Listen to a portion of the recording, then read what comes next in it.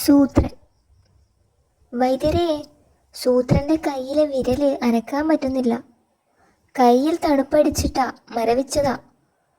Exercise കൊണ്ട് മാറാവുന്നതേ ഉള്ളൂ. പുഴക്കരയിൽ മിനുസമുള്ള ഉരുളൻ കല്ല് കാണും. പോകുന്ന വഴി അതൊരു 4 എടുത്തോ. അത് 2 കൈയിലും 2 വീതം വച്ച് ഉരുട്ടണം. അങ്ങനെ അരമണിക്കൂർ ചെയ്താൽ കൈ ശരിയാകും. ശരി. വൈദ്യരെ, കല്ല് 2 കൈയിലും വച്ച് ഉരുട്ടി.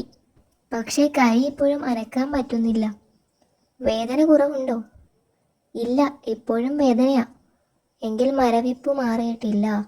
ഈ മരുന്ന് കൂടി പുരട്ടിയിട്ട് വേണം ഇനി കല്ല് കയ്യിൽ കൊടുക്കാൻ. എന്നിട്ടും വേദന മാറുന്നില്ലെങ്കിൽ വന്നു വിവരം പറയണം.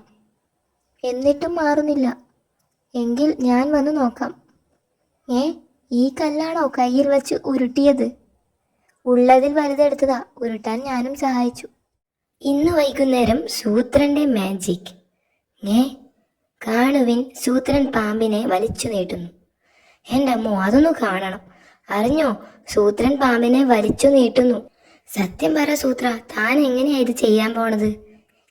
പറയാം. ഇതിനകത്ത് 2 പാമ്പുണ്ട്.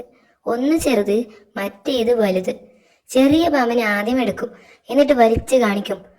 പതുക്കെ വലിക്കണേ ചേട്ടാ.